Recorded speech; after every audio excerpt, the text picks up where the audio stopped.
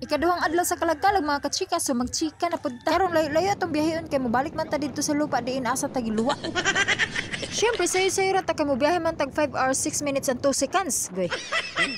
Ug sa laktod labay na dayon ta dinhi sa tulay sa Mararag. Ug ang among sabot sa akong amahan kay didto ra may magkita sa balay kay magsabay na dayon may padulong sa Marihatag. Ug maong dian na pud ta sa sentro nga padulong na pud sa sementeryo. Ug siyempre sa atong pag-abot magpalit na dayon tag buwak og kandila. Bilib man pud ta ani mga presyo sa buwak kay dili naman makapalit og 100. Baka una-una man sabta nga may panamunlot na lang ko sa buwak sa among silingan kay basta mahalaman diri ang buwak.